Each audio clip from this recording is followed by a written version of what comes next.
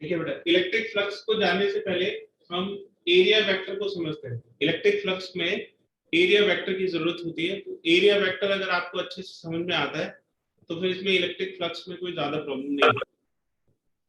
ठीक है बेटा, तो सबसे पहले हम एरिया वेक्टर को समझते हैं कि एरिया वेक्टर क्या होता है।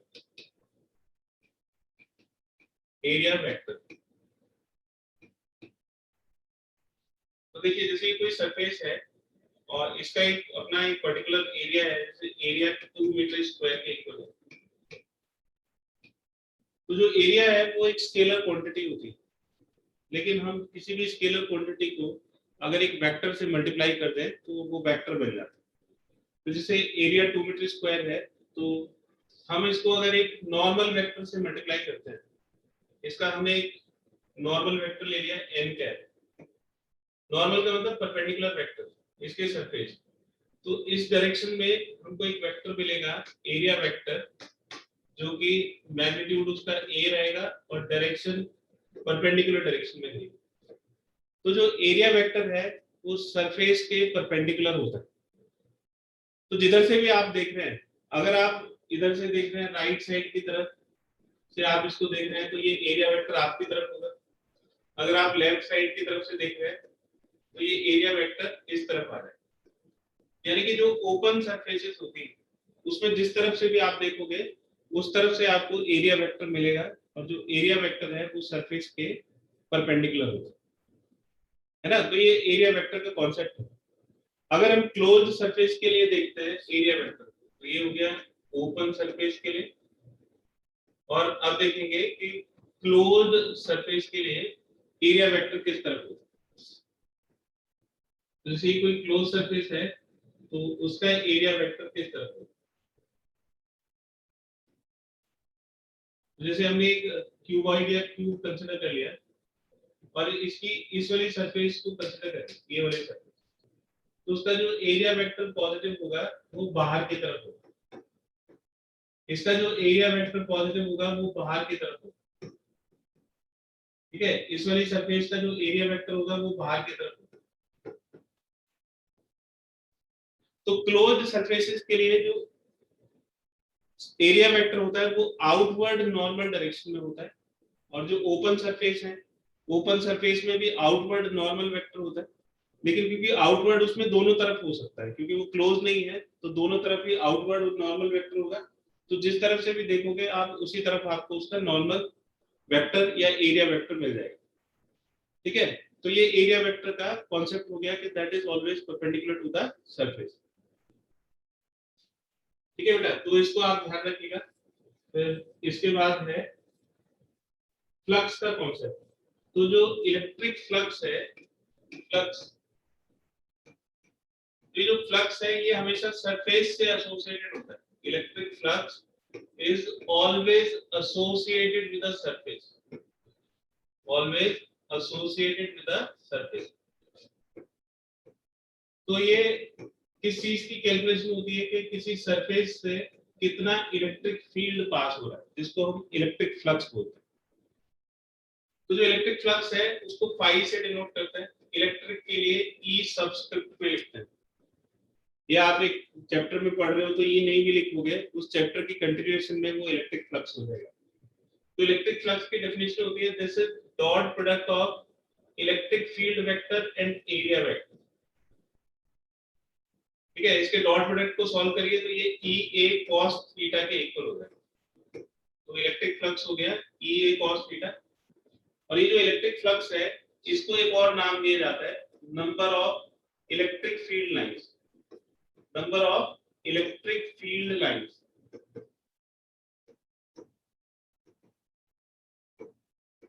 तो जो इलेक्ट्रिक फील्ड लाइंस है वो इलेक्ट्रिक फील्ड के मैग्नीट्यूड को बताता है।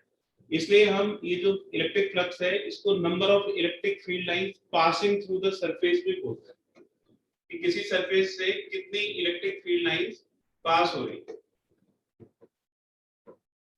तो अगर आपसे ये पूछा जाता है कि भाई number of electric field lines calculate करिए पासिंग थ्रू द सरफेस, तो उसका मतलब है कि वो आपसे इलेक्ट्रिक फ्लक्स ही पूछ रहा है। इसकी यूनिट क्या होगी बेटा? तो इस इलेक्ट्रिक फ्लक्स के बारे में जानिए कि ये जो इलेक्ट्रिक फ्लक्स है this is a scalar quantity, scalar quantity होती है, और इसकी जो यूनिट है वो ई और ए के, ई हो गया न्यूटन पर कूलम और ए हो गया मीटर स्क्वायर। तो ई और ए का प्रोडक्ट यानी कि Newton per coulomb metre square.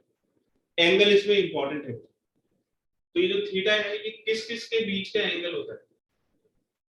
Theta बताइए बेटा, जब आप डॉट प्रोडक्ट करते हो तो जो थीटा एंगल होता है वो किस किस के बीच में होगा? E and A vector. Theta is angle between electric field vector and area vector. तो एरिया और एरिया वेक्टर अलग अलग है, ध्यान रखिएगा बेटा, एरिया और एरिया वेक्टर अलग अलग है। इसको एक एग्जांपल से हम समझ सकते हैं। जैसे ये सपोज करिए कि एक फील्ड है, यूनिफॉर्म फील्ड है, E is equal to 100 newton per coulomb. उसके अंदर एक सरफेस रखी हुई है, ऐसे एक सरफेस रखी हुई है, एक सरफेस है, और ये इसके साथ 60 डिग्री का एंगल बना रहा है। इलेक्ट्रिक फील्ड इसके प्लेन के साथ 60 डिग्री का एंगल बना रहा है। इसका एरिया दिया हुआ है, इसका एरिया दे रखा है 50 metre square, area 50 metre square दे रखा है, और 60 डिग्री प्लेन के साथ, इस सरफेस के प्लेन के साथ 60 डिग्री का एंगल इलेक्ट्रिक फील्ड बनाता है। तो बताइए इलेक्ट्रिक फ्लक्स की वैल्यू कितनी होगी? ठीक है, तो इलेक्ट्रिक फ्लक्स का फॉर्मूला आपके सामने लिखा हुआ है, E A cos थीटा। तो इसमें बस वैल्यू डालनी है। तो E की वैल्यू में कोई कंफ्यूजन नहीं है, 100 है। A की वैल्यू में कोई कंफ्यूजन नहीं है, 50 है। थीटा बताइए बेटा, थीटा कितना डिग्री होगा इसमें?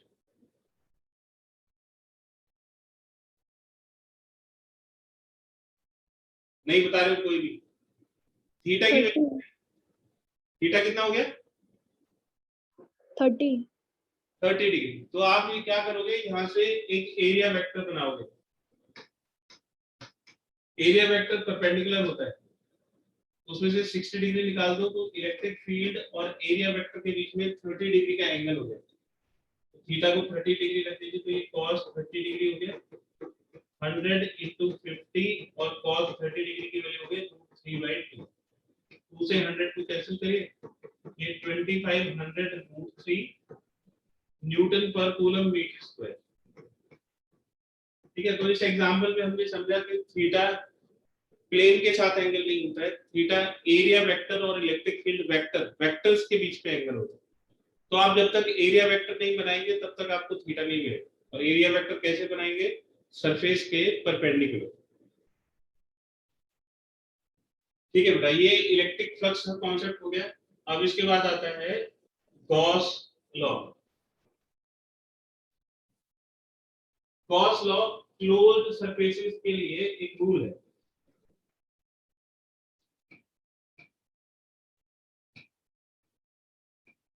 गॉस लॉ,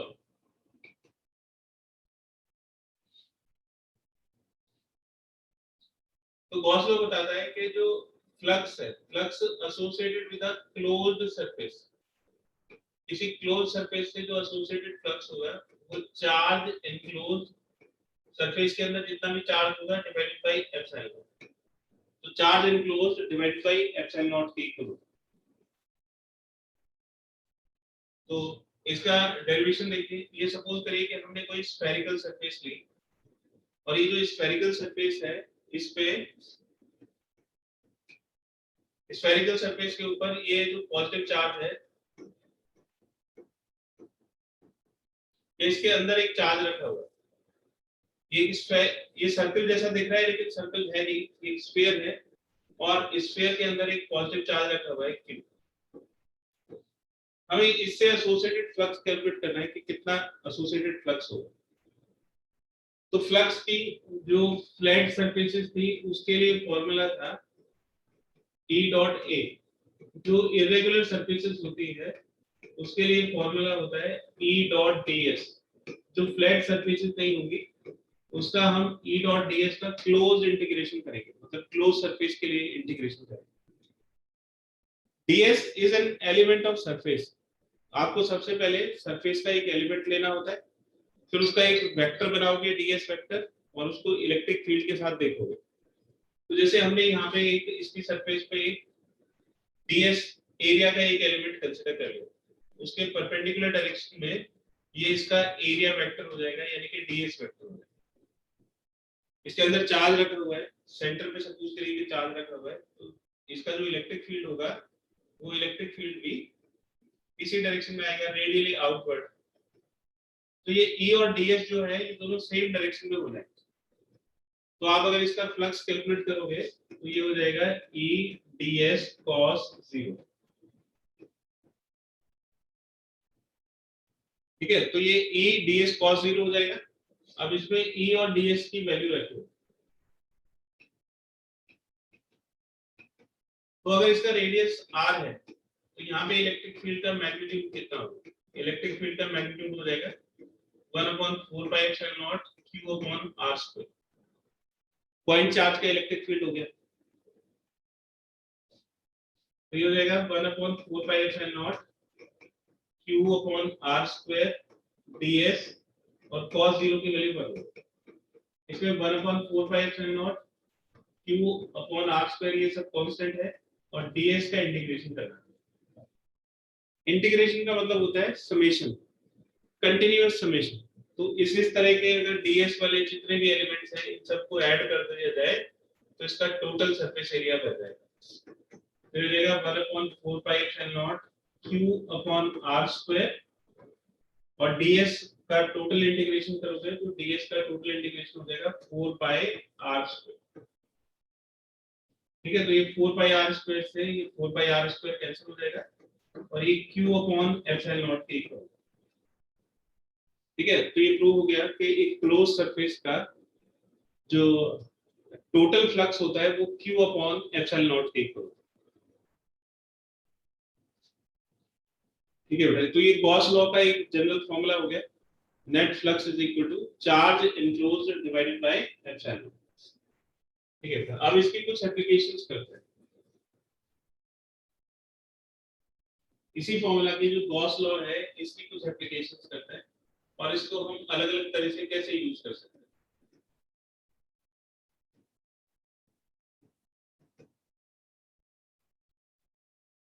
तो सबसे पहले एप्लीकेशन देखिए, जैसे एक आपको एक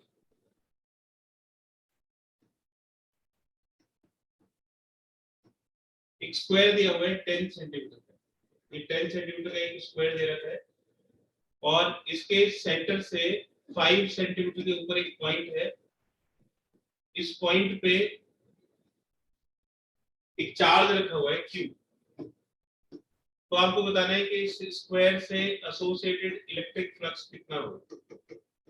स्क्वायर से एसोसिएटेड इलेक्ट्रिक फ्लक्स कितना होगा और इसमें हमें गॉस थ्योरम को या गॉस लॉ को यूज करना है। तो आप सबसे पहले तो ये बताइए, क्या इस ओपन सरफेस के लिए गॉस लॉ एप्लीकेबल है? No sir. तो हमें क्या करना पड़ेगा, इसको क्लोज करना पड़ेगा। तो ऐसी ऐसी कितनी सरफेसेस लगाई जाएं जिससे कि ये क्लोज्ड सरफेस बन जाए? 5 और तो अगर हम ऐसे ऐसे 5 स्क्वायर इसमें और कनेक्ट कर दें, इस तरह से सेम साइज के 5 स्क्वायर्स लगा दें तो ये क्यूब बन जाएगा और जो चार्ज है वो बिल्कुल इसके सेंटर पे आएगा।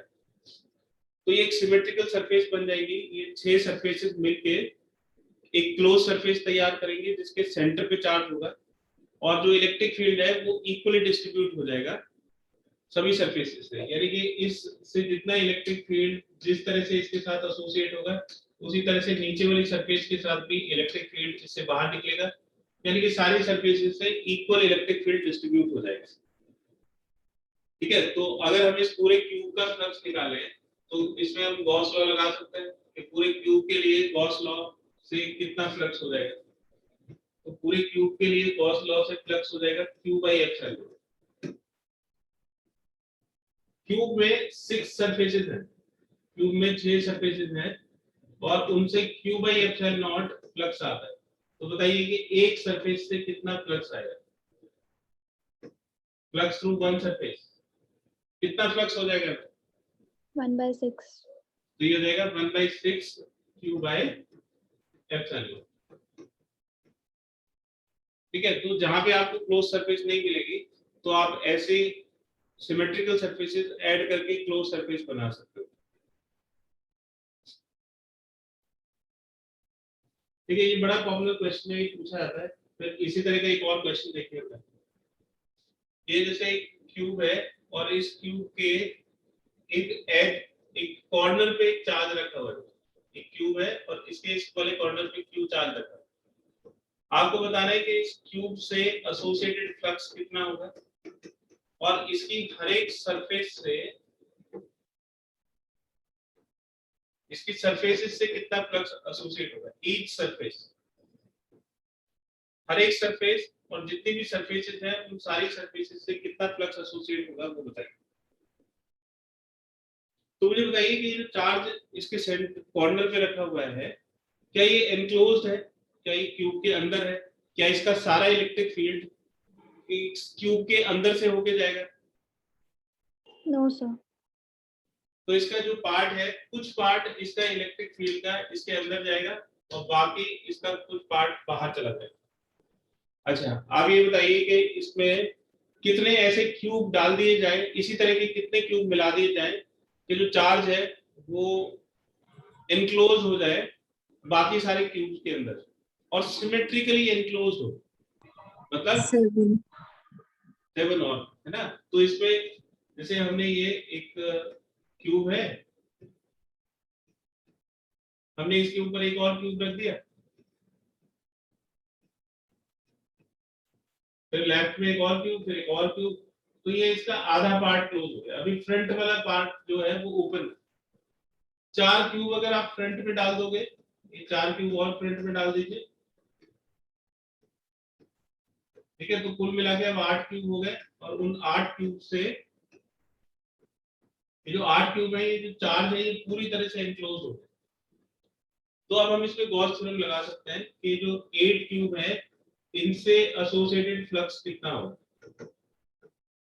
Q by epsilon not. लेकिन हमें तो एक क्यूब से निकालना था, तो एक क्यूब से एसोसिएटेड फ्लक्स कितना हो जाएगा बेटा? अगर 8 1/8 क्यू बाई एप्सिलॉन, करेक्ट है। अब हमें ये देखना है कि इसकी सरफेसेस से हमें ये तो पता लग गया कि इसका जो फ्लक्स है वो 1/8 क्यू बाई एप्सिलॉन नॉट के इक्वल। अब इसमें ये बताइए कि टोटल कितनी सरफेसेस हैं इस क्यूब के अंदर। एक क्यूब के अंदर कितनी सरफेसेस होती है बेटा? 6 सरफेसेस होती है। तो क्या 6 सरफेसेस में इक्वल फ्लक्स डिस्ट्रीब्यूट होगा? तो आप देखिए कि ये जो सबसे टॉप वाली सरफेस है, इसमें जो इलेक्ट्रिक फील्ड है वो सरफेस के पैरेलल है या उसको क्रॉस भी कर सकता है। सबसे टॉप वाली सरफेस पे आप बताइए, क्या इलेक्ट्रिक फील्ड सरफेस को क्रॉस कर सकता है या सरफेस के पैरेलल ही रहेगा? पैरेलल। पैरेलल रहेगा, यानी कि जो इलेक्ट्रिक फील्ड है वो सरफेस एरिया वेक्टर के परपेंडिकुलर हो जाएगा और इस वजह से ये जो फ्लक्स है E डॉट A से कितना हो जाएगा, E A cos 90 और cos 90 सबसे ऊपर वाली सरफेस से कोई फ्लक्स एसोसिएट नहीं होगा क्योंकि जो इलेक्ट्रिक फील्ड लाइंस है वो सरफेस के पैरेलल हो जाएगी, जिसकी वजह से एरिया वेक्टर इलेक्ट्रिक फील्ड के परपेंडिकुलर हो जाएगा। कोई सिचुएशन ये जो फ्रंट वाली सरफेस है, ये वाली जो सरफेस है इसके साथ भी होगी और वही सरफेस जो इधर लेफ्ट वाले जो सरफेस है, कोई सिचुएशन लेफ्ट वाले सरफेस के साथ भी होगी। तो इसका ये मतलब हुआ कि जो एडजेसेंट सरफेसेस है, मतलब इस चार्ज से जुड़ी हुई जो सरफेसेस उनसे कोई फ्लक्स एसोसिएट नहीं होगा, है ना, इस रीजन की वजह से, क्योंकि जो इलेक्ट्रिक फील्ड लाइन है वो एरिया वेक्टर के परपेंडिकुलर हो जाएगी। तो इस वजह से एडजेसेंट सरफेसेस कोई फ्लक्स एसोसिएट नहीं करेंगे। तो 3 सरफेसेस से तो कोई फ्लक्स नहीं जाएगा, ठीक है। एक लेफ्ट वाली जो सरफेस है वो नहीं दिखाई दे रही है, लेकिन ऊपर वाली और फ्रंट वाली सरफेस से आपको साफ साफ दिख रहा होगा कि कोई फ्लक्स एसोसिएट नहीं है। और जो बाकी की 3 सरफेसेस हैं उनसे इलेक्ट्रिक फील्ड एसोसिएट होगा एक सर्टेन एंगल पे, अलग अलग पॉइंट पे अलग अलग एंगल बनेंगे। लेकिन जो नॉन एडजेसेंट सरफेसेस हैं वो इक्वल फ्लक्स एसोसिएट होगा। Non adjacent surfaces, non adjacent surfaces, तो 3 सरफेसेस हैं तो उनसे 1/3 और जो टोटल सरफेस टोटल फ्लक्स है वो 1/8 q by epsilon naught के, तो 1/24 q by epsilon naught each. तो 3 सरफेसेस से तो कोई फ्लक्स एसोसिएट नहीं होगा और 3 सरफेसेस से इक्वली डिस्ट्रीब्यूट हो जाएगा टोटल फ्लक्स, यानी कि 1/24 q by epsilon नॉट के इक्वल हो जाएगा। क्लियर है बेटा?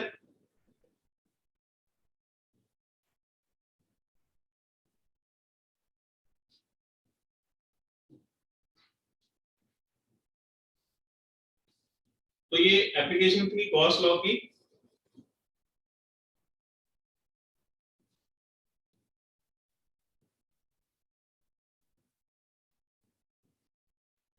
और इसमें एक और इंपॉर्टेंट पॉइंट है कि net flux associated with a Gaussian surface Gaussian surface का मतलब होता है closed surface।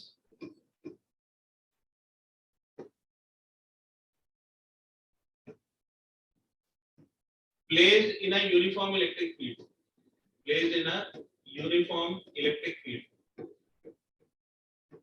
is zero। तो जैसे ये एक यूनिफॉर्म इलेक्ट्रिक फील्ड है, आप उसके अंदर कोई भी गॉसियन सरफेस रखें, चाहे तो वो स्फेरिकल है, चाहे वो कोनिकल है, चाहे वो सिलिंड्रिकल है, और किसी भी तरह की, मतलब वो क्लोज सरफेस होनी चाहिए। तो किसी भी तरह की क्लोज सरफेस है तो उससे एसोसिएटेड फ्लक्स जीरो होगा। और एसोसिएटेड फ्लक्स क्यों जीरो होगा? कि जितने भी इलेक्ट्रिक फील्ड लाइन इसके अंदर जाएंगी उतने इलेक्ट्रिक फील्ड लाइंस बाहर चले जाएंगे। तो ये वाला जो फ्लक्स है ये तो पॉजिटिव होगा, और जो इसके अंदर जाएंगे इलेक्ट्रिक फील्ड लाइंस वो नेगेटिव फ्लक्स एसोसिएट करेंगे। तो जो इनवर्ड फ्लक्स है वो नेगेटिव होगा, जो आउटवर्ड फ्लक्स है वो नेगेटिव होगा, और दोनों की वैल्यू इक्वल होगी, तो ऐड होकर नेट फ्लक्स जीरो हो जाएगा। ठीक है, तो अगर हम कोई क्लोज सरफेस रखते हैं तो उसके अंदर जितना इलेक्ट्रिक फ्लक्स जाता है उससे बाहर उतना ही इलेक्ट्रिक फ्लक्स निकलता है। अंदर जाने वाला जो फ्लक्स है वो नेगेटिव होता है, फाई इनवर्ड ये नेगेटिव फ्लक्स होगा, मान लीजिए कि माइनस फाई आउटवर्ड वो पॉजिटिव फ्लक्स होगा। सपोज करिए कि फाई, क्योंकि जितनी इलेक्ट्रिक फील्ड लाइंस अंदर जाएंगी वो सारी की सारी इलेक्ट्रिक फील्ड लाइंस बाहर निकल जाएंगी। ठीक है, क्योंकि एक्सटर्नल इलेक्ट्रिक फील्ड है तो जितना इनवर्ड फ्लक्स होगा उतना ही आउटवर्ड फ्लक्स होगा, इसलिए नेट फ्लक्स कितना हो जाएगा बेटा? नेट फ्लक्स हो जाएगा -5 + 5 इज 0। तो जो नेट फ्लक्स है उसकी वैल्यू 0 आ जाएगी। ठीक है, तो ये तो बहुत आसान कंसेप्ट है कि अगर आप किसी क्लोज सरफेस को एक एक्सटर्नल यूनिफॉर्म इलेक्ट्रिक फील्ड के अंदर रख देते हो तो नेट फ्लक्स 0 हो जाएगा। लेकिन इसको कैलकुलेट करना कि इनवर्ड फ्लक्स कितना होगा, आउटवर्ड फ्लक्स कितना होगा, इसके लिए एक ट्रिक यूज होगी। तो अब इसको देखते हैं कि इनवर्ड फ्लक्स और आउटवर्ड फ्लक्स हम कैसे कैलकुलेट करेंगे। ठीक है, तो इसके लिए एक ट्रिक लगाते हैं। ये कॉन्सेप्ट है बेटा कि आप कोई भी 3 डायमेंशनल क्लोज फिगर अगर एक्सटर्नल यूनिफॉर्म इलेक्ट्रिक फील्ड के अंदर रखोगे तो उसका जो इलेक्ट्रिक फ्लक्स है वो 0 हो जाएगा। ठीक है, अब हम क्या करते हैं कि ये देखते हैं कि अगर कोई एक्सटर्नल इलेक्ट्रिक फील्ड है, अगर कोई एक्सटर्नल इलेक्ट्रिक फील्ड है, ये भाई स्क्रीन पे जो एनोटेट कर रहे हैं बहुत गलत बात है।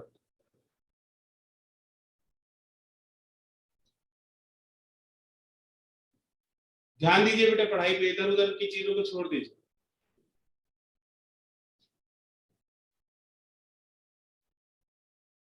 तो देखिए नेक्स्ट है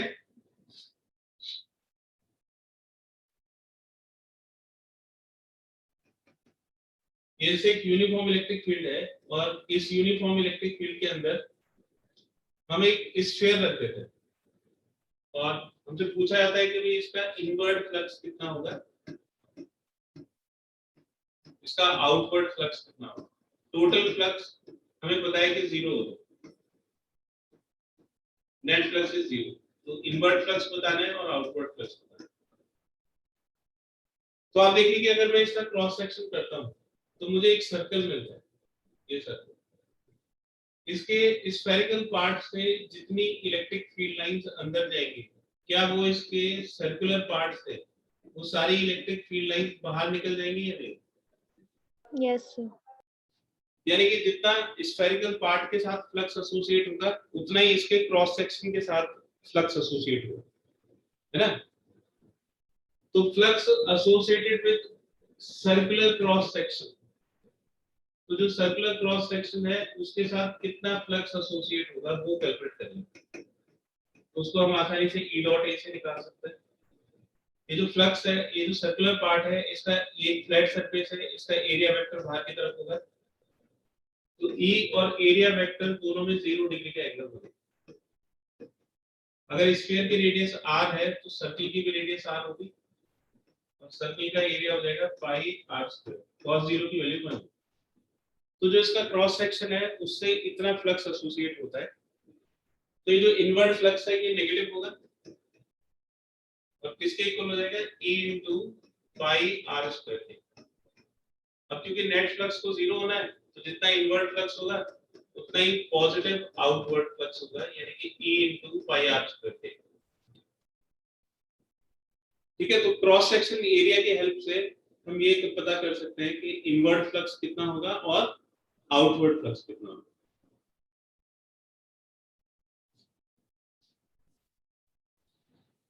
अब इसकी शेप्स बदलते हैं बेटा, इसके अंदर एक सिलेंडर रखते हैं और आप बताइए कि इनवर्ट फ्लक्स कितना होगा और आउटवर्ड फ्लक्स कितना होगा। इनवर्ट और आउटवर्ड फ्लक्स बताना है। तो ये इलेक्ट्रिक फील्ड है, इसके अंदर हमने एक ये सिलेंडर रख दिया बेटा। ये सिलेंडर है, इसकी हाइट h दी हुई है और रेडियस r दिया, स्मॉल r इसका रेडियस है। तो आप बताइए कि इसका इनवर्ट फ्लक्स कितना होगा और आउटवर्ड फ्लक्स कितना होगा। इनवर्ट फ्लक्स बताइए और आउटवर्ड फ्लक्स बताइए।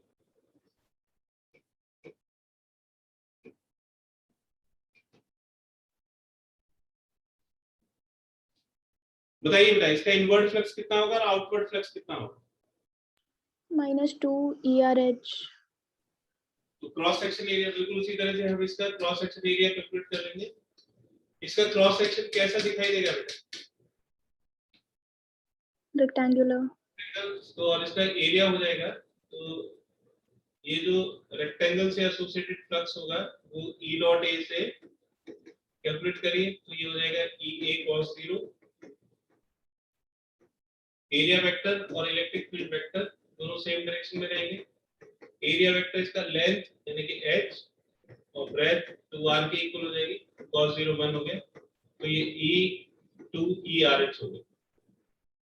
तो ये इनवर्ट फ्लक्स हो जाएगा -2ERH और आउटवर्ड फ्लक्स हो जाएगा 2ERH, क्योंकि नेट फ्लक्स इसका कितना है 0। ठीक है, तो इस तरह से आप एक सिलिंड्रिकल सरफेस का भी नेट फ्लक्स कैलकुलेट कर सकते हैं।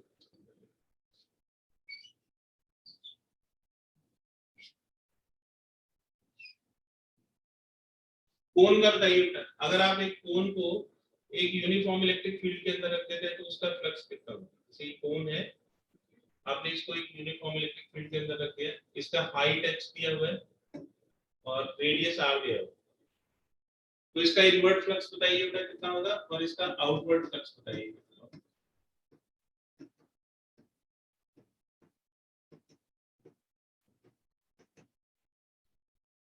तो इसका क्रॉस सेक्शन बताइए बेटा, इसका क्रॉस सेक्शन कैसा बनेगा, किस तरह की शेप आपको दिखाई देगी अगर इसको बीच में से कट करें। ट्रायंगुलर। इस ट्रायंगल का एरिया क्या होगा बेटा, H into R। Half base हो गया 2r और हाइट हो गई h, तो इसका एरिया हो जाएगा, क्रॉस सेक्शन का एरिया निकालना है तो ये RH हो जाएगा। तो जो ट्रायंगल है उससे एसोसिएटेड फ्लक्स कितना होगा, E dot A that is EA cos 0 is 1 और जो एरिया है वो हो गया RH के ऊपर। तो जो इनवर्ट फ्लक्स है वो -ERH के इक्वल हो गया और जो आउटवर्ड फ्लक्स है वो ERH के। ठीक है, तो इस तरह से हम इसका इनवर्ट और आउटवर्ड फ्लक्स निकाल सकते हैं।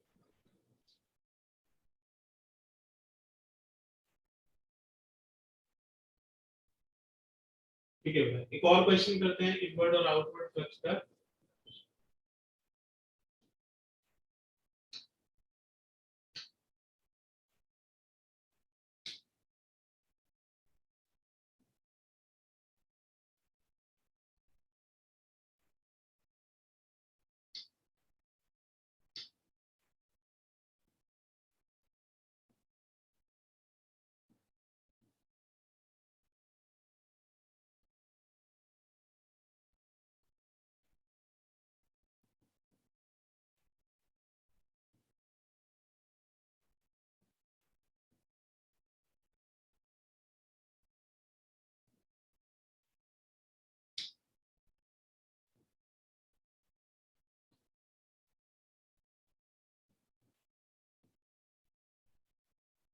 देखिए बेटा ये क्वेश्चन नंबर 16 है। तो इसमें दिया हुआ है कि the electric field components in the figure Ex is equal to Ez is equal to 0। उसमें थोड़ा सा गलत लिखा हुआ है, इसको E by कर लीजिएगा। E by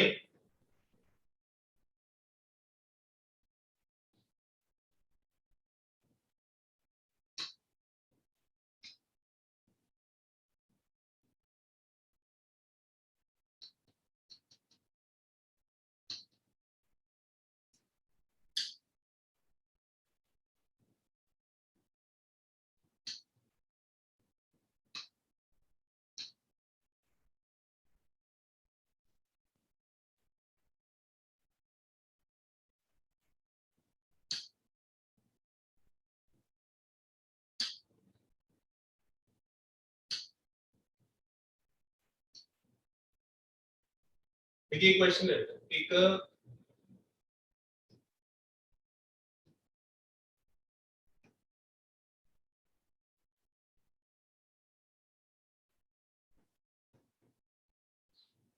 ये x हो गया बेटा, ये y हो गया और ये z हो गया। तो जो इलेक्ट्रिक फील्ड है उसकी वैल्यू दे रखी है Ex is equal to alpha x raised to power 1/2। ठीक है, तो इलेक्ट्रिक फील्ड जो है वो x एक्सिस के डायरेक्शन में है, उसका सिर्फ x कंपोनेंट आपको दिया हुआ है।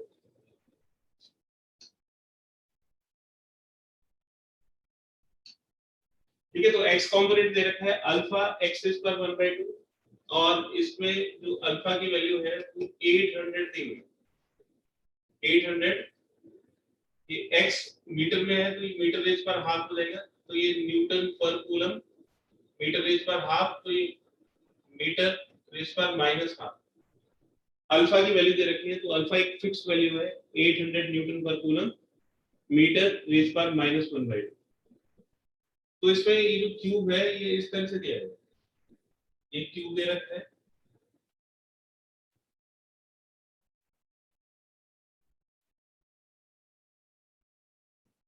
ठीक है, इसकी ओ से लेके ए तक की जो डिस्टेंस है वो 0.1 मीटर दी हुई है और ए से लेके बी तक की भी जो डिस्टेंस है वो 0.1 मीटर दे रहा है। तो हम इसको ए से लिख देते हैं कि ये ए है, ये ए है 0.1 मीटर। Ex दे रखा है और बता रखा है कि y और z डायरेक्शन में इलेक्ट्रिक फील्ड का कोई कंपोनेंट नहीं। ठीक है, तो आपको बताना है कि इस क्यूब से नेट फ्लक्स कितना होगा। तो net flux through the cube, तो क्यूब से नेट फ्लक्स कितना होगा बेटा ये बताना है। तो आप मुझे बताइए कि कौन कौन सी सरफेसेस से फ्लक्स एसोसिएट होगा अगर सिर्फ x कंपोनेंट एग्जिस्ट करता है। तो जो इलेक्ट्रिक फील्ड है वो सिर्फ x एक्सिस के डायरेक्शन में है। तो ये इलेक्ट्रिक फील्ड का x कंपोनेंट दिया हुआ है और ये एग्जिस्ट करता है। y और z डायरेक्शन में कोई भी इलेक्ट्रिक फील्ड नहीं है। और इसमें जो x का इन्वॉल्वमेंट है ये x बताता है कि ये वेरिएबल है, यूनिफॉर्म इलेक्ट्रिक फील्ड नहीं है। तो मेरा क्वेश्चन आपसे ये है कि कौन कौन सी सरफेसेस से फ्लक्स एसोसिएट होगा। क्या सबसे ऊपर वाली सरफेस से, सबसे ऊपर वाली सरफेस को मैंने नंबर 1 लिखा है, क्या नंबर 1 सरफेस से कोई फ्लक्स एसोसिएट होगा? No sir. ठीक है, तो आप बताइए कौन कौन सी सरफेसेस से फ्लक्स एसोसिएट होगा। तो जो Ex के पैरेलल सरफेसेस हैं उनसे कोई भी फ्लक्स एसोसिएट नहीं होगा। ठीक है, तो इस वाली सरफेस से कोई फ्लक्स एसोसिएट नहीं होगा, सबसे नीचे वाली सरफेस से कोई फ्लक्स एसोसिएट नहीं होगा, सबसे पीछे वाली सरफेस से कोई फ्लक्स एसोसिएट नहीं होगा, सबसे आगे वाली सरफेस से कोई फ्लक्स एसोसिएट नहीं होगा। तो ये सिर्फ दो सरफेसेस है जो इलेक्ट्रिक फ्लक्स एसोसिएट करेंगे। मैंने इसको लिखा 5th सरफेस और इसको लिखा 6th सरफेस। अब मुझे ये बताइए कि 5th सरफेस का एरिया वेक्टर किस तरफ होगा। ये जो फर्स्ट शेडेड सरफेस है इसका एरिया वेक्टर किस तरफ आएगा बेटा? इलेक्ट्रिक फील्ड के ऑपोजिट। इलेक्ट्रिक फील्ड के ऑपोजिट, यानी कि आउटवर्ड डायरेक्शन। तो इसको मैंने लिख दिया E फर्स्ट। ठीक है, यहाँ जो ये वाला जो पॉइंट है जहां पे हम ये इलेक्ट्रिक फील्ड लिख रहे हैं E फर्स्ट, इसमें x की वैल्यू कितनी होगी? E1 के लिए और E फर्स्ट के लिए x कितना होगा बेटा? a के बराबर हो जाएगा। a मतलब 0.1 मीटर है ना। तो इसमें जो इलेक्ट्रिक फील्ड है उसकी वैल्यू कितनी हो जाएगी? तो यहाँ पे ये फॉर्मूला दिया हुआ है, अल्फा एक्स की वैल्यू डाल देंगे ए, तो ये अल्फा ए रेज़ पावर 1/2 होगा। ठीक है, तो ये इसका एरिया वेक्टर हो जाएगा इस तरफ, सॉरी ये एरिया वेक्टर हो गया फिफ्थ सरफेस का, और इलेक्ट्रिक फील्ड इस डायरेक्शन में होगा ई फर्स्ट, दोनों में 180 डिग्री का एंगल हो जाएगा। तो फिफ्थ सरफेस से जो फ्लक्स एसोसिएटेड होगा वो हो जाएगा ई फर्स्ट और एरिया 5, और दोनों के बीच में 180 डिग्री का एंगल बनेगा तो कॉस बनेगा। ठीक है, तो ई फर्स्ट की वैल्यू तो हो जाएगी अल्फा ए रेज़ पर हाफ, ये क्यूब है तो a5 और a6 दोनों के एरिया को हम a ले लेते हैं, और ये जो a है ये स्क्वायर बनेगा a का, क्योंकि जो क्यूब की साइड है वो a के इक्वल आ रही है, तो ये एरिया हो जाएगा a स्क्वायर के इक्वल, एरिया की वैल्यू a स्क्वायर के इक्वल आ रही है, और cos 180 हो जाएगा -1, तो हो जाएगा माइनस अल्फा, और a की पावर्स को ऐड कर दोगे तो 2 + हाफ हो जाएगा 5/2। ठीक है, तो ये जो फिफ्थ सरफेस है उससे एसोसिएटेड फ्लक्स नेगेटिव होगा, क्योंकि उसका एरिया वेक्टर बाहर की तरफ आ रहा है, इलेक्ट्रिक फील्ड अंदर की तरफ जा रहा है, तो दोनों में ऑपोजिट डायरेक्शन है, इनवर्ट फ्लक्स है इसलिए नेगेटिव होगा। सिक्स सरफेस पे जो इलेक्ट्रिक फील्ड होगा उसकी वैल्यू बताइए, ई सेकंड की वैल्यू कितनी होगी? तो इस वाले पॉइंट पे देखिए कि एक्स की वैल्यू कितनी है, जहां पे इलेक्ट्रिक फील्ड लगा हुआ है उसमें एक्स की वैल्यू कितनी है? तो ओरिजिन से देखिए कितने डिस्टेंस पे है, ये a डिस्टेंस हो गया, a डिस्टेंस और हो गया, तो a + a किसके इक्वल हो गया बेटा? 2a 2a के इक्वल होगा, तो यहाँ पे x की वैल्यू 2a के इक्वल हो जाएगी, x = 2a, तो अल्फा x की वैल्यू 2a हो गई और रेज़ पर हाफ, तो 2 का हाफ √2 हो जाएगा और a रेज़ पर हाफ, ये इसका इलेक्ट्रिक फील्ड वेक्टर होगा, सॉरी इलेक्ट्रिक फील्ड का मैग्नीट्यूड होगा। अब यहाँ पे देखिए एरिया वेक्टर किस डायरेक्शन में आएगा, तो ये जो सिक्स सरफेस है इसका एरिया वेक्टर आउटवर्ड होगा, दोनों में 0 डिग्री का एंगल बनेगा, तो इससे जो फ्लक्स एसोसिएट होगा वो हो जाएगा e second a6 cos 0 degree, तो ये अल्फा √2 a रेज़ पर हाफ हो गया a6 a स्क्वायर के इक्वल, क्योंकि दोनों सरफेसेस का एरिया तो सेम ही रहेगा और cos 0 की वैल्यू पर, तो ये √2 अल्फा a रेज़ पर 5/2 के इक्वल। ठीक है बेटा, तो ये 5 और 6 सरफेस सिर्फ ये दोनों फ्लक्स एसोसिएट करेंगे तो नेट फ्लक्स कितना हो जाएगा? Net flux is equal to 5 + 5 6, ये माइनस अल्फा a रेज़ पर 5/2 हो गया, और ये प्लस √2 अल्फा a रेज़ पर 5/2, इसमें अल्फा * a रेज़ पर 5/2 कॉमन आ जाएगा, तो -1 + √2, अल्फा की वैल्यू 800 हो गई, a की वैल्यू 0.1 होल रेज़ पर 5/2, और ये √2 - Newton per coulomb metre square. ठीक है बेटा, तो ये इसका फ्लक्स होगा। आप इसको और सॉल्व कर सकते हो, 0.1 के पार 5/2, तो √0.1 कैलकुलेट करिए और उसके बाद 5 कर दो, √2 की वैल्यू 1.414 होती है, उसके बाद तो कैलकुलेशन है, कैलकुलेशन आप कर लीजिएगा। तो ये एक बड़ा पॉपुलर क्वेश्चन है जो पूछा जाता है।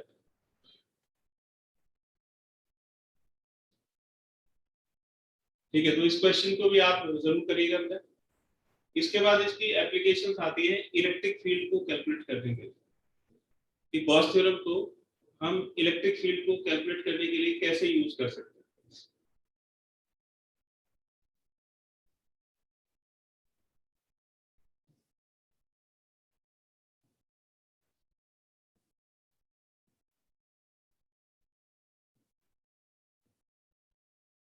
तो उसके लिए हमें पढ़ना पड़ता है पहले यूनिफॉर्म चार्ज डिस्ट्रीब्यूशन।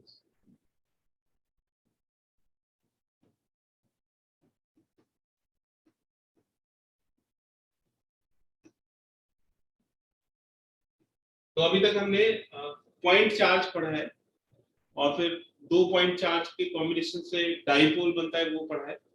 अब हम चार्ज को लेंथ के ऊपर यूनिफॉर्मली डिस्ट्रीब्यूट करेंगे, एरिया के ऊपर यूनिफॉर्मली डिस्ट्रीब्यूट करेंगे और वॉल्यूम के ऊपर। तो चार्ज का डिस्ट्रीब्यूशन, ठीक है, तो तीन तरह के डिस्ट्रीब्यूशन है। एक तो है लीनियर, एक सरफेस है लीनियर यूनिफॉर्म चार्ज डिस्ट्रीब्यूशन, और सरफेस यूनिफॉर्म चार्ज डिस्ट्रीब्यूशन, और वॉल्यूम यूनिफॉर्म चार्ज डिस्ट्रीब्यूशन। ठीक है, तो लीनियर का मतलब है कि आप एक लेंथ पे एक चार्ज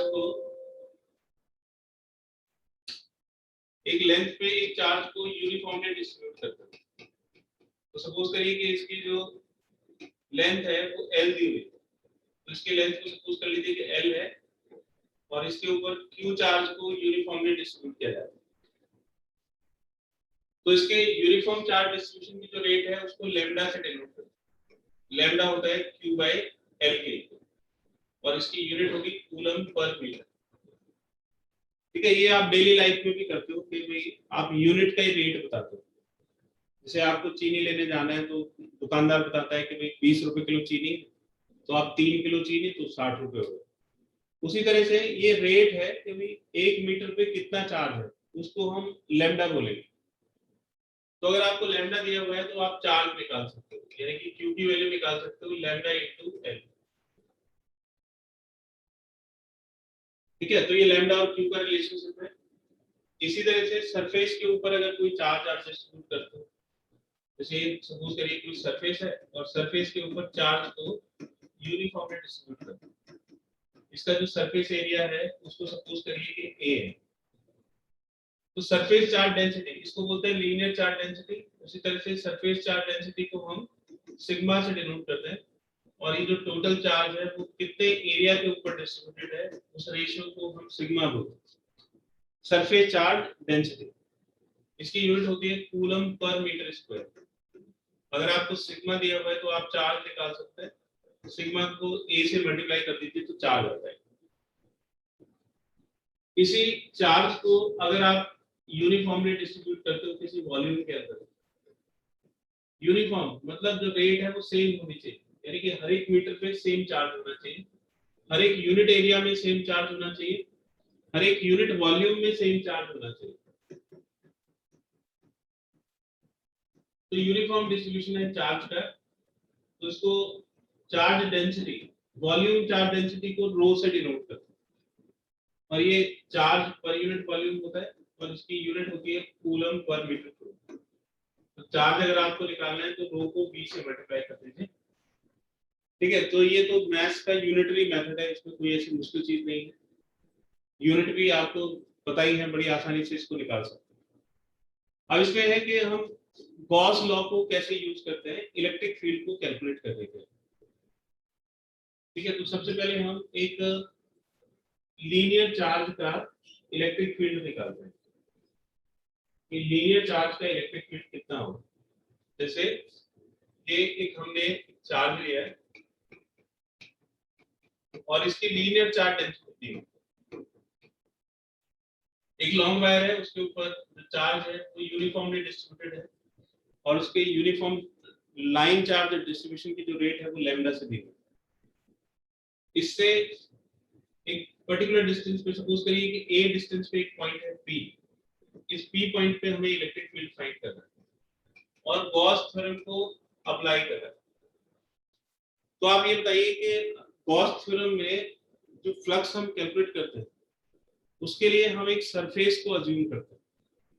गॉसियन सरफेस एक क्लोज सरफेस होती है, तो इसमें सबसे इंपॉर्टेंट पार्ट है एक गॉसियन सरफेस को सिमेट्रिकली आप कैसे अज्यूम करेंगे। तो आप क्या करेंगे कि एक ऐसी सरफेस लेंगे जो इस चार्ज को सिमेट्रिकली, तो ये एक फिक्टिशियस सरफेस है, किसी सरफेस का होना जरूरी नहीं है।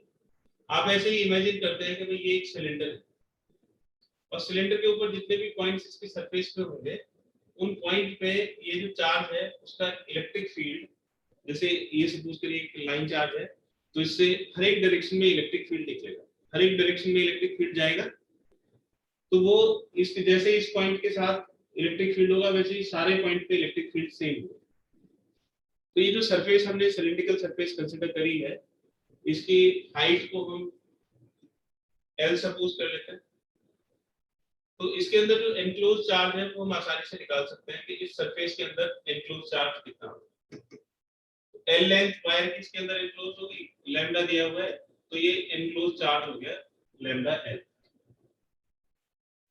अगर हम P पॉइंट पे एक सरफेस लेते हैं ds और इसका जो इलेक्ट्रिक फील्ड है बाहर की तरफ ही होगा, तो E और ds दोनों में सेम डायरेक्शन होगी। तो ये जो हमने गॉसियन सरफेस अज्यूम करी है उसमें दो तरह की सरफेसेस हैं, एक तो कर्व्ड सरफेस है और एक फ्लैट सरफेस। ये जो टॉप और बॉटम की सरफेसेस हैं ये फ्लैट सरफेस है, यहाँ पे इलेक्ट्रिक फील्ड इसके पैरेलल रहेगा। इस वजह से फ्लैट सरफेस का जो एरिया है वो 90 डिग्री का एंगल बनाएगा और इसमें E डॉट A से फ्लैट सरफेस से कोई भी फ्लक्स एसोसिएट नहीं है। ये E cos 90 0 हो गया। तो जो फ्लैट सरफेसेस हैं वो कोई फ्लक्स एसोसिएट नहीं करेगा। ठीक है, तो जो फ्लक्स का एसोसिएशन है वो सिर्फ कर्व्ड सरफेस के साथ होगा और कर्व्ड सरफेस से जो फ्लक्स एसोसिएट होगा वही टोटल सरफेस होगा, टोटल फ्लक्स होगा और उसकी वैल्यू हो जाएगी integration of E dot ds। जैसे जैसे E की डायरेक्शन चेंज होगी उसी तरह से ds की भी डायरेक्शन चेंज होती चली जाएगी, क्योंकि ds भी हमेशा सरफेस के परपेंडिकुलर रहेगा और इलेक्ट्रिक फील्ड भी हमेशा सरफेस के परपेंडिकुलर रहेगा।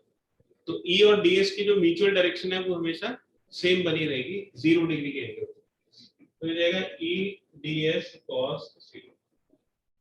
अब क्योंकि इसके सेंटर से इलेक्ट्रिक फील्ड का मैग्नीट्यूड तो सेम ही रहेगा, तो जो इलेक्ट्रिक फील्ड का मैग्नीट्यूड है वो कांस्टेंट बना।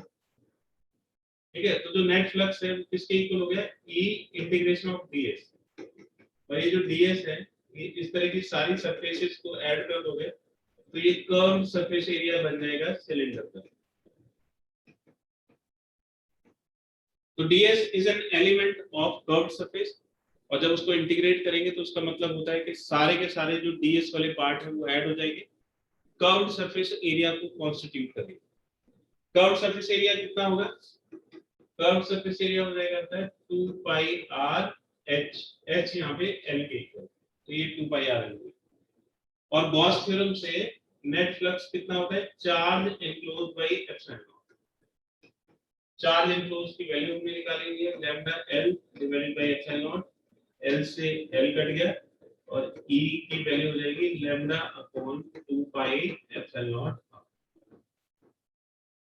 तो लाइन चार्ज का जो इलेक्ट्रिक फील्ड होता है वो होता है lambda upon 2 pi epsilon not r। और जैसे जैसे डिस्टेंस बढ़ती है वायर से वैसे वैसे इलेक्ट्रिक फील्ड घटता चला जाता है। तो इलेक्ट्रिक फील्ड का वेरिएशन अगर डिस्टेंस के साथ देखेंगे तो इलेक्ट्रिक फील्ड का वेरिएशन डिस्टेंस के साथ इनवर्सली प्रोपोर्शनल होता है। इस तरह का ग्राफ बनेगा इनवर्स प्रोपोर्शनल का। तो बेसिकली इसमें हर एक जो इसकी एप्लीकेशन है इलेक्ट्रिक फील्ड निकालने की, उसमें आप दो तरह से फ्लक्स निकालते हैं, एक basic definition E dot ds वाले से और दूसरा गॉस लॉ से, और फिर दोनों को इक्वेट करके आपको इलेक्ट्रिक फील्ड मिल जाता है। अगर पॉजिटिव चार्ज है, जैसे पॉजिटिव चार्ज है तो फील्ड आउटवर्ड होगा और अगर यहाँ पे नेगेटिव चार्ज कर दिया जाए तो यही वाला फील्ड इनवर्ट हो जाएगा। तो वो इलेक्ट्रिक फील्ड की डायरेक्शन कैसे होगी वो सब बेसिक चीजें हैं। पॉजिटिव चार्ज का इलेक्ट्रिक फील्ड आउटवर्ड्स होगा और नेगेटिव चार्ज का इलेक्ट्रिक फील्ड इनवर्ट्स होगा। ठीक है बेटा, तो ये लाइन चार्ज का होगा। अब है एक thin sheet of charge. Electric field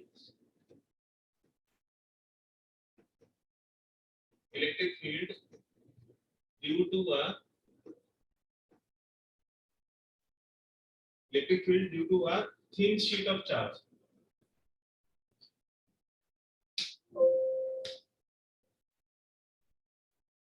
Electric field due to a thin sheet of charge.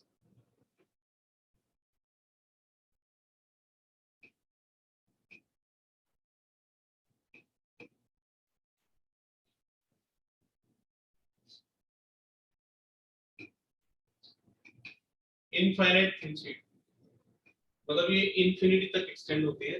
Thin है, थिन का मतलब है कि उसमें एक चार्ज की सिंगल लेयर होगी, ठीक है। तो जैसे ये कर्ल हम बना रहे हैं, ये इंफिनिटी के लिए बना रहे हैं, और इस पे जो चार्ज है वो यूनिफॉर्मली डिस्ट्रीब्यूटेड है। थिन शीट है, थिन शीट का मतलब है कि इसमें डेप्थ, जो थिकनेस है वो नेग्लिजिबल है with respect to length and breadth. तो इसकी जो थिकनेस है वो नेग्लिजिबल। इसका जो चार्ज डिस्ट्रीब्यूशन का रेट है वो सिग्मा दिया हुआ है, सिग्मा इसका चार्ज डिस्ट्रीब्यूशन का रेट दे रहा है हमको। इसके सरफेस से r डिस्टेंस पे एक पॉइंट p दिया हुआ है, और इस p पॉइंट पे हमें इलेक्ट्रिक फील्ड फाइंड करना है कि p पॉइंट पे नेट इलेक्ट्रिक फील्ड कितना हो। तो फिर से हम एक गॉसियन सरफेस कंसीडर करते हैं। तो हमने यहाँ पे एक गॉसियन सरफेस कंसीडर कर लिया,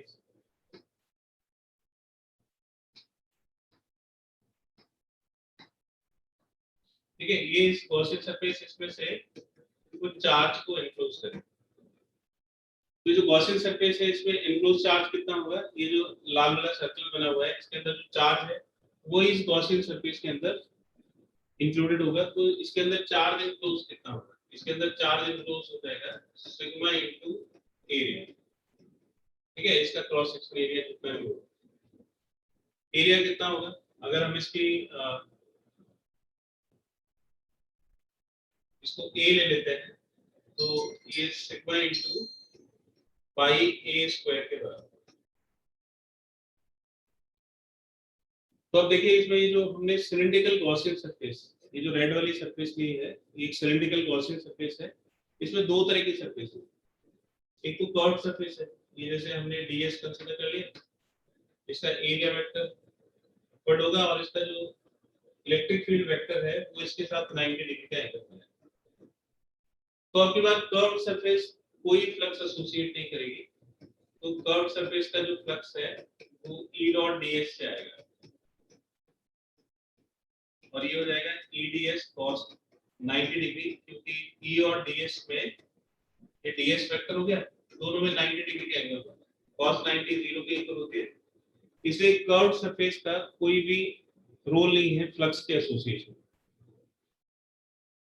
यहाँ पे ये इलेक्ट्रिक फील्ड और ये एरिया वेक्टर दोनों सेम डायरेक्शन में होंगे, इसके ऑपोजिट चलेंगे। अगर उस इलेक्ट्रिक फील्ड को हम ई ले रहे हैं तो उसके रिस्पेक्ट में ये माइनस ई हो जाएगा, और अगर वो ए है तो उसके ऑपोजिट जो एरिया वेक्टर है वो भी नेगेटिव हो जाएगा, यानी कि माइनस ए के इक्वल होगा। तो इसका जो टोटल फ्लक्स है वो किसकी वजह से होगा, फ्लैट सरफेसेस की वजह से। तो ये हो जाएगा ई डॉट ए एक सरफेस का, और दूसरी सरफेस का हो जाएगा माइनस ई डॉट माइनस, ये ई ए कॉस 0, ये भी ई ए कॉस 0, यानी कि ट्वाइस ऑफ ई ए के, ट्वाइस ऑफ ई के। और नेट फ्लक्स कितना होता है, charge enclosed divided by epsilon. अगर हम चार्ज एनक्लोज को एरिया से डिवाइड कर देंगे तो इलेक्ट्रिक फील्ड क्या है, charge enclosed divided by area, charge enclosed divided by area, ये किसके इक्वल हो जाएगा, सिग्मा के। तो ये वाला जो पार्ट है ये सिग्मा के equal, charge enclosed divided by area, तो सिग्मा और बच जाएगा 2 एप्सिलॉन। तो इलेक्ट्रिक फील्ड की वैल्यू हो जाएगी सिग्मा अपॉन 2 एप्सिलॉन। इसमें एक इंटरेस्टिंग चीज है कि ये डिस्टेंस के ऊपर डिपेंड नहीं करता, मतलब अगर आप इलेक्ट्रिक फील्ड का ग्राफ बनाओगे डिस्टेंस के रिस्पेक्ट में, तो जो इलेक्ट्रिक फील्ड है वो डिस्टेंस के ऊपर डिपेंड नहीं करता, इसका मतलब वो डिस्टेंस से इंडिपेंडेंट होता है, तो कांस्टेंट रहेगा। तो इसका ये मतलब हुआ कि आप इससे ए पॉइंट पे निकालो या बी पॉइंट पे या सी पॉइंट पे, सभी पे इलेक्ट्रिक फील्ड सेम रहेगा, EA is equal to EB is equal to EC, और सबकी वैल्यू सिग्मा अपॉन 2 एप्सिलॉन के इक्वल है। अच्छा, ये जो डायरेक्शन है वो किस तरफ होगी, पॉजिटिव है तो आउटवर्ड डायरेक्शन में इलेक्ट्रिक फील्ड होगा, और नेगेटिव है तो इनवर्ड डायरेक्शन में इलेक्ट्रिक फील्ड होगा, ठीक है। तो इसमें भी कोई नई चीज नहीं है, आपको टोटल फ्लक्स निकालना है और उसको गॉस लॉ से कंपेयर करना है sigma Q enclose divided by epsilon not. अब इसमें और कई तरह के क्वेश्चन करते हैं। ये जो शीट है इसका चार्ज यूनिफॉर्मली डिस्ट्रीब्यूटेड है, तो किस किस तरह के और क्वेश्चन इसके ऊपर बन सकते हैं उसको एक बार देखते हैं। Electric field due to thick sheet. Thick का मतलब है कि इसमें चार्ज की दो लेयर होंगी यूनिफॉर्मली चार्ज। तो थिक शीट का कितना इलेक्ट्रिक फील्ड होता है? थिक शीट देखिए कैसे होती है, इसमें कुछ थिकनेस होती है।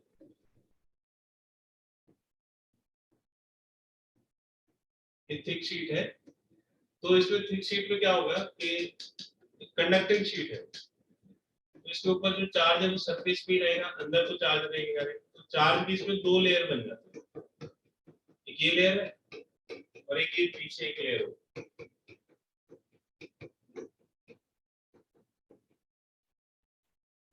तो इस फ्रंट वाली सरफेस को हमने फर्स्ट सरफेस ले लिया और पीछे वाली सरफेस को सेकंड सरफेस ले लिया, अंदर चार्ज नहीं होगा। इस वाले पॉइंट पे अगर हमें इलेक्ट्रिक फील्ड निकालना है तो इसका अपना इलेक्ट्रिक फील्ड होगा आउटवर्ड डायरेक्शन में, और इसका पीछे वाली सरफेस का भी अपना होगा। सुपरपोजिशन प्रिंसिपल कहता है कि चार्ज का अपना एक इलेक्ट्रिक फील्ड होता है, वो अगर उसके विसिनिटी में उसके नजदीक कोई और चार्जेस रखे हुए हैं तो उनसे उनका खुद का इलेक्ट्रिक फील्ड डिस्टर्ब नहीं होता। और जो नेट इलेक्ट्रिक फील्ड है वो सुपरपोजिशन प्रिंसिपल से वेक्टर एडिशन से आप कैलकुलेट करते हैं। तो ये डिस्टेंस के ऊपर डिपेंड नहीं करती, ये नजदीक है तो इसका फील्ड ज्यादा नहीं होगा, जितना इसका फील्ड है उतना ही इसका भी फील्ड होगा। पॉजिटिव चार्ज है तो दोनों का इलेक्ट्रिक फील्ड आउटवर्ड डायरेक्शन में होगा, इस वाली डायरेक्शन को हमने आई कहते हैं। तो जो नेट इलेक्ट्रिक फील्ड है वो इन दोनों के सम के बराबर हो जाएगा, तो sigma bye 2 epsilon not I cap add करोगे तो डबल हो जाएगा, तो ये sigma upon epsilon not I cap हो गया। और अगर इसका मैग्नीट्यूड देखोगे तो ये सिग्मा अपॉन एप्सिलॉन। तो जो थिन शीट है उसका इलेक्ट्रिक फील्ड इसके हाफ के बराबर होता है, half sigma by epsilon not. और जो थिक शीट है उसका जो इलेक्ट्रिक फील्ड है वो डबल हो जाएगा, यानी कि सिग्मा अपॉन एप्सिलॉन नॉट के इक्वल। ठीक है, सिग्मा क्या है? इसकी सरफेस चार्ज डेंसिटी। दोनों की सरफेस चार्ज डेंसिटी अगर सेम है तो ऐसा रहेगा, अगर डिफरेंट है, सपोज करो इसकी सिग्मा 1 और इसकी सिग्मा 2 है, तो फिर उन दोनों को ऐड कर देंगे, sigma 1 plus sigma 2 by 2 epsilon naught हो जाएगा। अब दो अलग अलग थिन शीट हैं, तो डिफरेंट रीजन्स में क्या इलेक्ट्रिक फील्ड होंगे, तो ये इसकी एप्लीकेशन के ऊपर एक क्वेश्चन है। जैसे ये थिन शीट है, इसके ऊपर पॉजिटिव चार्ज और इसकी यूनिफॉर्म चार्ज डेंसिटी दी हुई है सिग्मा। फिर इसके नजदीक एक और थिन शीट रखी हुई है, थिन शीट, और इसके ऊपर नेगेटिव चार्ज है और इसकी यूनिफॉर्म सरफेस चार्ज डेंसिटी दी हुई है माइनस सिग्मा। ये रीजन दिए हुए हैं, रीजन फर्स्ट, ये रीजन सेकंड है और ये रीजन थर्ड। इन तीनों में इलेक्ट्रिक फील्ड फाइंड करो। तो वो करेंगे इसको, इस एक ए पॉइंट सपोज कर लिया, इसमें बी पॉइंट सपोज कर लिया और इसमें सी पॉइंट। इस वाली डायरेक्शन को हमने आई कैप ले लिया, तो इसके ऑपोजिट जो डायरेक्शन है वो minus I cap. Electric field is a vector quantity, तो वो डायरेक्शन के ऊपर डिपेंड करेगी कि भाई डायरेक्शन कैसा है। ठीक है, तो ए पॉइंट पे देखो, ए पॉइंट पे जो फर्स्ट वाली जो शीट है, ये फर्स्ट शीट, इसका इलेक्ट्रिक फील्ड आउटवर्ड यानी कि इस डायरेक्शन में होगा, ई फर्स्ट। और जो ई फर्स्ट है इसकी वैल्यू हो जाएगी सिग्मा अपॉन 2 एप्सिलॉन नॉट, और डायरेक्शन लेफ्ट साइड में तो माइनस आई कैप। ए पॉइंट पे जो सेकंड शीट है उसका electric field towards negative charge होगा। ठीक है, तो ई सेकंड की जो वैल्यू है वो हो जाएगी सिग्मा अपॉन 2 एप्सिलॉन नॉट और उसकी डायरेक्शन आई कैप की तरफ। और जो नेट इलेक्ट्रिक फील्ड है वो इन दोनों के सम के बराबर हो जाएगा, ई फर्स्ट प्लस ई सेकंड। ठीक है, दोनों को ऐड करोगे तो ये 0 आ जाएगा। ठीक है, तो इधर कोई इलेक्ट्रिक फील्ड नहीं होगा। बिल्कुल इसी तरह भी ये नेगेटिव का इन्वर्ट हो जाएगा, ई सेकंड हो गया, पॉजिटिव का आउटवर्ड हो जाएगा, ई फर्स्ट हो गया। तो इसका भी नेट इलेक्ट्रिक फील्ड जैसे इसका जीरो आया था वैसे इसका भी नेट इलेक्ट्रिक फील्ड जीरो आया। वैसे भी आपको ये बेसिक डायरेक्शन है, आपको पता है कि भाई जो इलेक्ट्रिक फील्ड है वो पॉजिटिव चार्ज से नेगेटिव चार्ज की तरफ होता है। ठीक है, तो ये पॉजिटिव चार्ज से नेगेटिव चार्ज की तरफ ही, पॉजिटिव चार्ज से इनिशिएट होगा, नेगेटिव चार्ज की तरफ इलेक्ट्रिक फील्ड होगा। बी पॉइंट पे पॉजिटिव चार्ज का इलेक्ट्रिक फील्ड, नेगेटिव चार्ज का electric field towards negative charge होता है, दोनों सेम डायरेक्शन में आ गए, ई फर्स्ट और ई सेकंड, तो दोनों की वैल्यू सेम ही आएगी। तो जो नेट इलेक्ट्रिक फील्ड है ई फर्स्ट प्लस ई सेकंड के इक्वल होगा और दोनों की वैल्यू सेम ही रहेगी, sigma upon 2 epsilon not I cap, और इसकी भी हो जाएगी sigma upon 2 epsilon not I. तो ये 2 sigma upon 2 epsilon not I cap हो गया, 2 से 2 कैंसिल हो गया, तो sigma upon epsilon not I cap, यानी कि इसकी जो वैल्यू है वो पॉजिटिव चार्ज से नेगेटिव चार्ज की तरफ है। ठीक है, तो थिन शीट के ऊपर ये दो क्वेश्चन थे, एक तो थिक शीट का इलेक्ट्रिक फील्ड था और एक ये दोनों थिन शीट के कॉम्बिनेशन से जो इलेक्ट्रिक फील्ड बना है वो।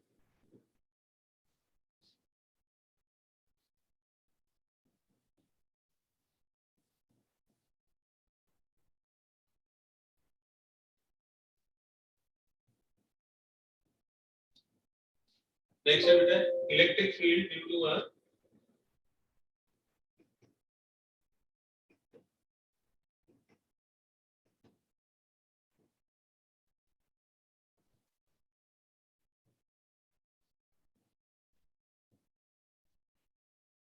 इलेक्ट्रिक फील्ड ड्यू टू अ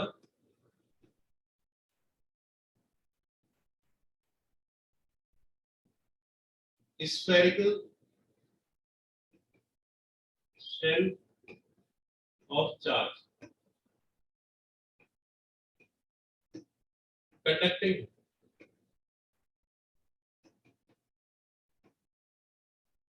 और जो चार्ज है वो यूनिफॉर्मली डिस्ट्रीब्यूटेड।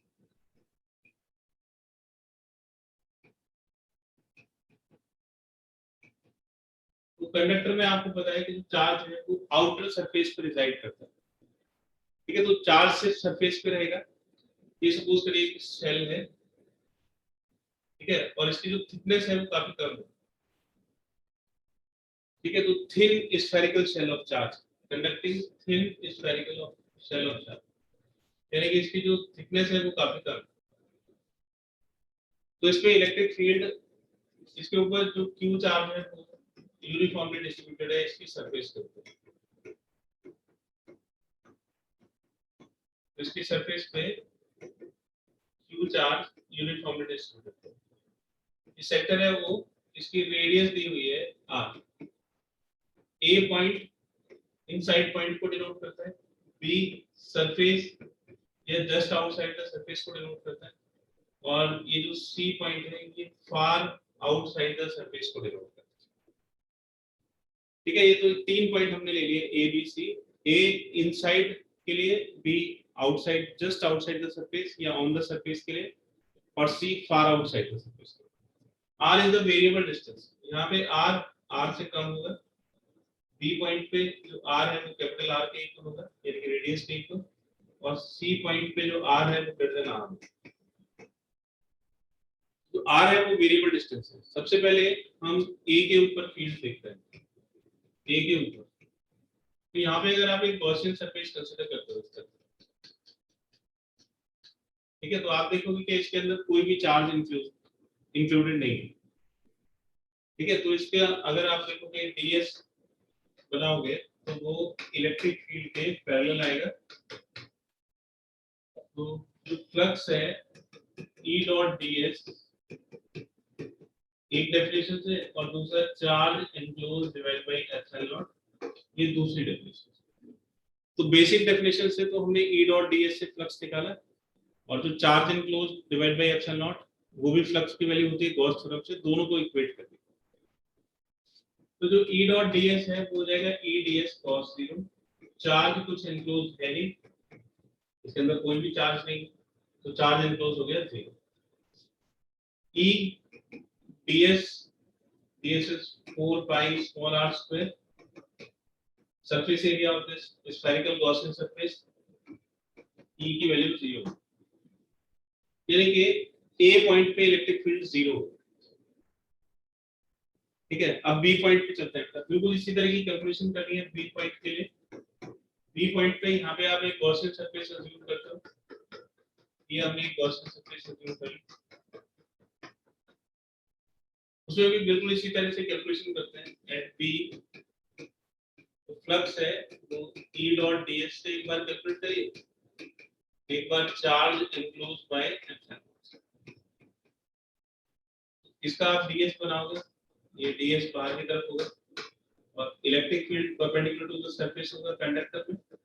कंडक्टर की एक प्रॉपर्टी होती है कि कंडक्टर्स आर इक्विपोटेंशियल सरफेसेस, तो कंडक्टर्स का जो इलेक्ट्रिक फील्ड होता है वो हमेशा सरफेस के परपेंडिकुलर होता है। तो E डॉट ds क्या हो जाएगा बेटा, E और ds तो दोनों सेम डायरेक्शन में, cos 0, चार्ज एनक्लोज। अब ये जो सरफेस है गॉसियन सरफेस, ये सारा का सारा चार्ज एनक्लोज करता है, तो जितना भी चार्ज सरफेस के ऊपर है वो सब इसके अंदर एनक्लोज है गॉसियन सरफेस के अंदर। E ds का integration 4 pi small r square, जो कि अब कैपिटल R के इक्वल हो चुका है, q बाई एप्सिलॉन।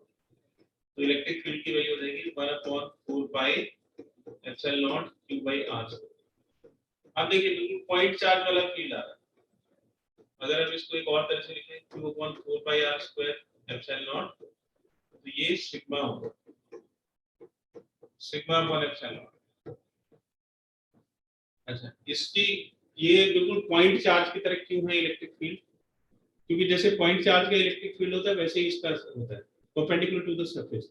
अगर आप इसके सेंटर पे एक चार्ज रखते हैं तो उसका इलेक्ट्रिक फील्ड का डायरेक्शन, उसका बिहेवियर भी बिल्कुल इसी तरह से होगा जैसे कि सारा का सारा चार्ज इसके ऊपर डिस्ट्रीब्यूटेड है। तो चार्ज की इलेक्ट्रिक फील्ड की स्फेरिकल सिमेट्री होती है, अगर आप चार्ज का इलेक्ट्रिक फील्ड देखो तो वो स्फीयर में निकलता है, और अगर स्फीयर के ऊपर चार्ज है तो उसका इलेक्ट्रिक फील्ड भी स्फीयर में निकलता है। तो इन दोनों में बिल्कुल एक जैसा ही इलेक्ट्रिक फील्ड होता है बाहर के पॉइंट्स के लिए। ठीक है बेटा, अब सी पे कैलकुलेट करते हैं।